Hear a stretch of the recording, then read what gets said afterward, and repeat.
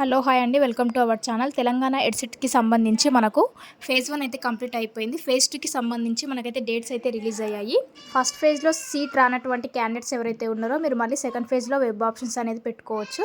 Phase 1లో seat రానటువంటి candidates ఎవరైనా సరే మీరు మళ్ళీ ఫేజ్ 2లో పెట్టుకోవచ్చు అనమాట. ఇదే కాకుండా ఫేజ్ 1లో వెబ్ ఆప్షన్స్ పెట్టుకోవడం మర్చిపోయినటువంటి క్యాండిడేట్స్ కూడా సెకండ్ ఫేజ్ లేదా ఫైనల్ ఫేజ్, ఇంక ఇదే మీకు ఫైనల్ ఫేజ్ అనమాట. మీకు మళ్ళీ ఇంకా నెక్స్ట్ ఫేజ్ అయితే ఏమి ఉండదు. ఫేజ్ 1 ఫేజ్ 2 రెండే ఉంటాయి. ఫేజ్ 1 ఆల్రెడీ కంప్లీట్ అయిపోయింది. ఇది ఫేజ్ 2 అనమాట. 29 నుంచి మీకు స్టార్ట్ అవుతుంది. మీరు రేపటి నుంచి వెబ్ ఆప్షన్స్ అనేది మళ్ళీ పెట్టుకోవచ్చు అనమాట. రేపటి నుంచి మీకు సెప్టెంబర్ 3 వరకు వెబ్ ఆప్షన్స్ అనేది పెట్టుకోవచ్చు. సెప్టెంబర్ 3 తర్వాత మీకు సెప్టెంబర్ 5th రోజు మీకు డిస్ప్లే అవుతుంది.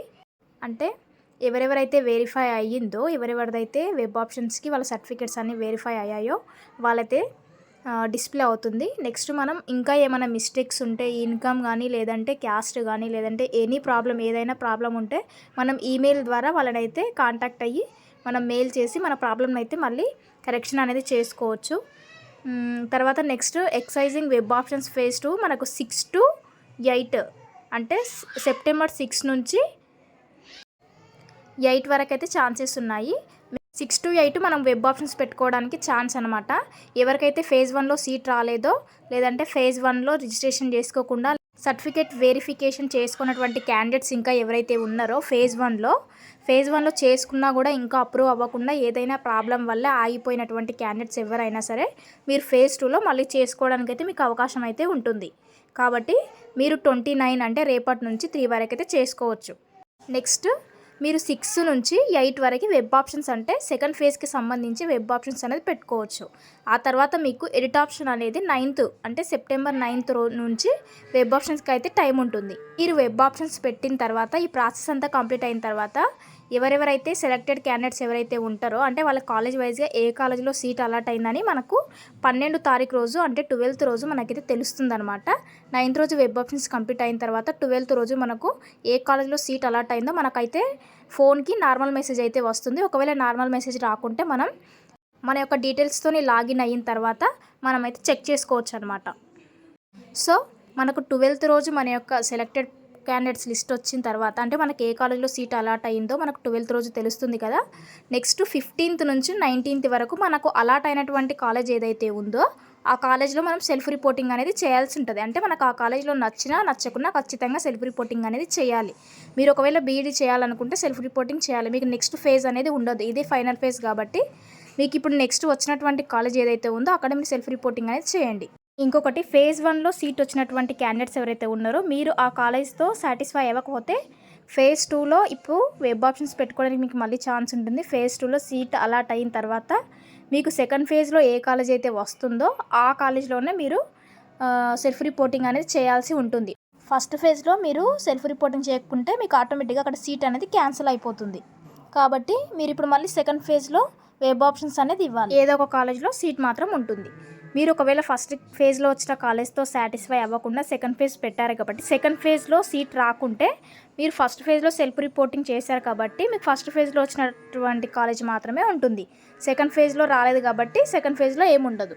మీరు ఆల్రెడీ ఫస్ట్ ఫేజ్లో వచ్చినటువంటి కాలేజ్ వద్దనుకొని సెకండ్ ఫేజ్ పెడతారు కాబట్టి మీకు ఒకవేళ సెకండ్ ఫేజ్లో వేరే కాలేజ్లో సీట్ వస్తే మీరు సెకండ్ ఫేజ్లో వచ్చినటువంటి కాలేజ్లో మాత్రమే సెల్ఫ్ రిపోర్టింగ్ చేయాల్సి ఉంటుంది. ఎందుకంటే ఇక్కడ ఆటోమేటిక్గా మీకు సీట్ అనేది క్యాన్సిల్ అయిపోతుంది కాబట్టి ఆ సీట్ వేరే వాళ్ళకి వెళ్ళిపోతుంది.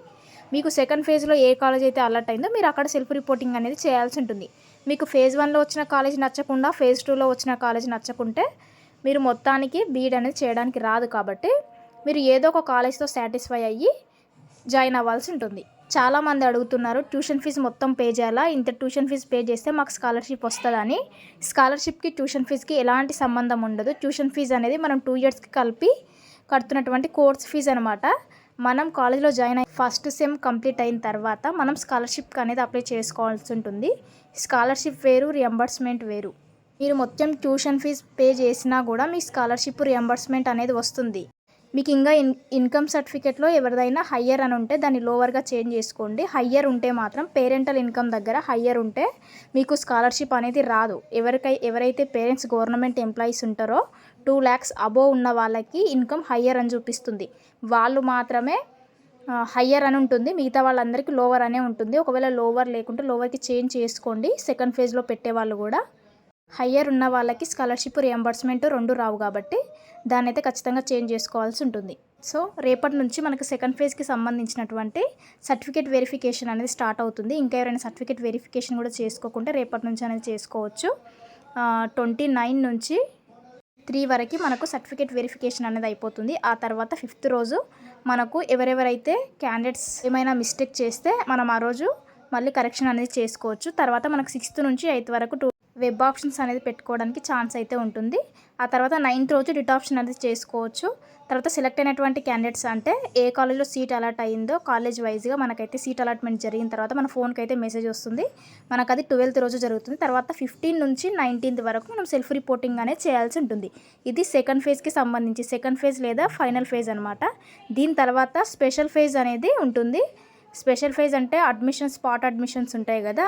దాంట్లో వీడియో కనుక నచ్చినట్టయితే ఖచ్చితంగా లైక్ చేయండి. సెకండ్ ఫేజ్కి సంబంధించి ఇంకా మీకు ఏమైనా డౌట్ ఉంటే నాకైతే కామెంట్ చేయండి, నేనైతే తప్పకుండా రిప్లై ఇస్తాను.